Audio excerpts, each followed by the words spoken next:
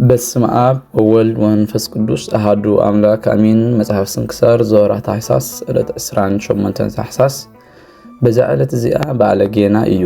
ንሱ ጎይታና መድኃኒትና ኢየሱስ ክርስቶስ ምስጋና ንዑ ይኹኖ ልደቱ ማለት እዩ። ካብ እግዝእትነ ካብ ቅድስት ድንግል ማርያም ብስጋ ዝተወለዶ ልደት እዩ።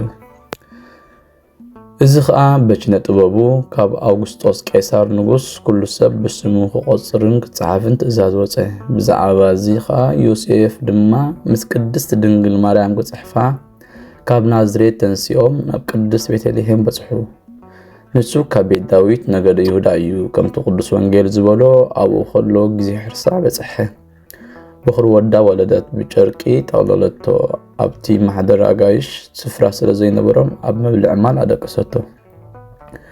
ኣብቲ ቦታ መጓሲኦም ተጊሆም ዝሕሉ ጋሶት ነበሩ። መልአክ እግዚአብሔር ከዓ ተራእዮም። ክብሪ እግዚአብሔር ከዓ ኣብ ዙርያኦም ኣብረኸ። ኣዝዮም ከዓ ፈርሁ። እቲ መልአክ ከዓ ኣይትፍርሁ፣ እንሆ ንኹሉ ዓለም ዝኸውን ዓብይ ሓጎስ ኣበስረክሙ ኣለኹ በሎም። እንሆ ሎሚ ኣብ ሃገረ ዳዊት መድኃኒ ንሱ ከዓ ብሩኽ ክርስቶስ ጎይታ ተወሊዱልኩም ኣሎ። ምልክቱ ከዓ እዚ ይኹነልኩም፣ በጭደቕቲ ዝተጠቕለለ ህፃን ኣብ ለመ ብዕልማል ደቂሱ ክትረኽቡ ኢኹም። ምስቲ መልአክ ከዓ ሃንደበት ብዙሓት ሰራዊት ሰማይ መፂኦም ንእግዚአብሔር የመስግኑ ነበሩ። ንእግዚአብሔር ኣብ ሰማያት ክብሪ ይኹን፣ ሰላም ከዓ ኣብ ምድሪ ኣብ መንጎቶም እግዚአብሔር ዝሕጎስሎም ሰብ እናበሉ። እቶም መላእኽቲ ካብቶም ናብ ሰማይ ዝዓረጉ ምስ ሰማይ ምስ ዓረጉ እቶም ጋሶት ንዑናይ ክሳብ ቤተልሔም ንኸይድ እቲ እግዚአብሔር ዝገለጸልና ክውን ነገር ክንፈልጥ ተባሃሉ። ቀልጢፎም ከድሞ ንማርያምን ዮሴፍን ነቲ ህፃን እውን ኣብ መብልዕ ማል ደቂሱ ረኸብዎም። ምስ ረኣይዎም ከዓ እቶም መላእኽቲ ብዛዕባ እቲ ህፃን ከም ዝነገርዎም ፈለጡ። ነቲ ህፃን ሰገዱሉ።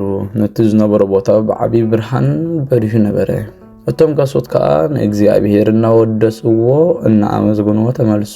ዝረኣይዎን ዝሰምዕዎን ድማ ንኹሉ ህዝቢ የዘንቱ ነበሩ። ንእግዚአብሔር አምላኽና ንመድኃኒትና ኢየሱስ ክርስቶስ ክብሪ ይኹኖ ዘሎቱ ስብሃት ወክብ ምስ ሕያዋይ አቡኡን ንሱ ማዕረ ዝኾነ መሕያዊ መንፈስ ቅዱስ ንዘለዓለም ዓለም አሜን። ሰላም ለበዓለ ጌና ዘኢኮነ ንድጋ እምልደተ ክርስቶስ ቀዳሚ ጸጋ እስበዓል ጸቀ ወበጽሐ ከመ ትወልዶ በስጋ ዮም ለተጽፎ ምስለ ብዙሃን እንግልጋ ሃገረ ዳዊት ማርያም አሪጋ። ሰላም ለበዓለ ጌና ዘይኮነ ርሑቕ ንድጋ ካብ ልደተ ክርስቶስ ቀዳማይ በዓል ጸጋ ሃብታም ቀሪቡ በጽሕውን ክትወልዶ በስጋ ሎም ንኽጽሓፍ ምስ ብዙሓት ህዝቢ እንግልጋ ኣብ ዓዲ ዳዊት ማርያም አሪጋ። በዛ ዕለት እዚኣ 150 ሰብኡትን 24 ኣንስትን ኣብ ሃገረ እንዲናው ሰማዕትነት ተቐበሉ።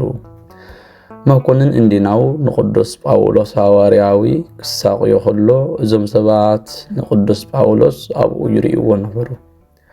ሽዑኡ እቲ መኮንን መስማር ሓፂን ኣርሲኖም ብኡ ገይሮም ኣዒንቲ ቅዱስ ጳውሎስ ከውፅዎ ኣዘዘ።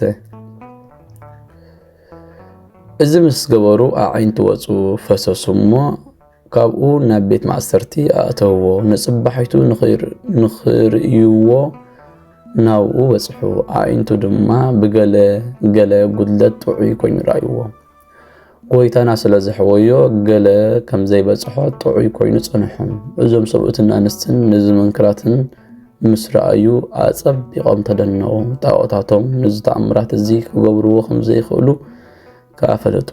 አምላክ ቅዱስ ጳውሎስ ግና ንኽልቴና ኣዒንቱ ዘሕወየ ንሱ እዩ አምላክ ኩሉ ፍጥረት ኢሎም ንሕና ብግልፂ በአምላክ ቅዱስ ጳውሎስ ንኣምን ኢና ኢሎም ብሓደ ቃል ጨርሑ። ካብኡ ናብ ቅዱስ ጳውሎስ ቀሪቦም ኣብ እግሩ ሰገዱሉ። ኣብ ልዕሊኦም ክጽልየሎም ከዓ ለመንዎ። ንሱ ከዓ ኣተንስኦም እሞ ባረኾም። ንእግዚአብሔር እምነትኩም ይቀበል ቁጽሩኹም ከዓ ምስ ቅዱሳን ሰማዕታት ይሐውስ ሰበሎም። ካብኡ ናብ መኮንን ቀሪቦም ብጎይታናን መድኃኒትናን ኢየሱስ ክርስቶስ ተኣመኑ።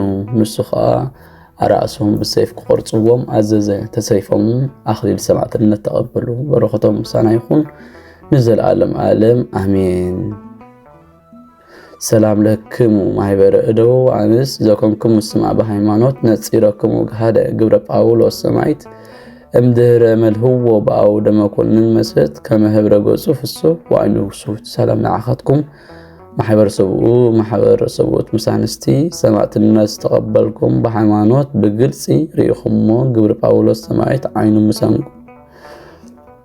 ዓይኑ መስጎት ቆጥዎ ኣብ ዓውደ መኮንን መስት ሕብሪ ገጹ ሕጉስ ዓይኑውን ክሱት ሰላም ለክሙ ክቡራን እደው እጓለ እምህያው አብርሃም ይስሐቅ ወያዕቆብ ዝዝክርክሙ ፍቱ እምስጋክሙ መዋቲ ከመስጋ ኩሉ አበው በሃገረ ዳዊት ዮም ተወልደ ህያው ሰላም ለዓኻትኩም ክቡራት ሰብኡት እደው ካብ ኩሉ ደቂ ሰብ እጓለ እምህያው አብርሃም ይስሐቅ ያዕቆብ መዘከርታኹም ፍቱ ካብ መዋቲ ስጋኹም ከም ኩሎም አበው ኣብ ሃገረ ዳዊት ሎሚ ተወልዲ ህያው ዘቕረብኮ ማህሌት ኣዘኻኺራ ኢላፍ ካብቶም ኣዘውቲሮም ዘገልግሉኻ ኩሉ ግዜ ብዘይ ምዕራፍ እንዳኸንብብ ተቐበል ናይ ድኽነተይ መጽሓፍ ዝገበርካ ጎይታ ናይ ተመበለት መባኡ ክፍ ካብ ዘእተውዎ ሃብተማት ናይ ሃብቶም ተረፍ ነቢያት ቅዱሳን ስምዕታት ሰበኸን ደናግል መነኮሳት ጉባኤ ሄራን ባርኾት ባርኹ ማህበር ዘቅድስ ቤተክርስቲያን ካብ ዝዓበየ ሽማግለ ክሳብ ዝነኣሰ ህፃን ንዘፅሓፎ ብምፅሓፍ ንዘፅሓፎም ብምድራስ ዝዘንበቦን ዝተርጎሞ ብልሳን ሐዲስ ብቃሉ እውን ዝሰምዐ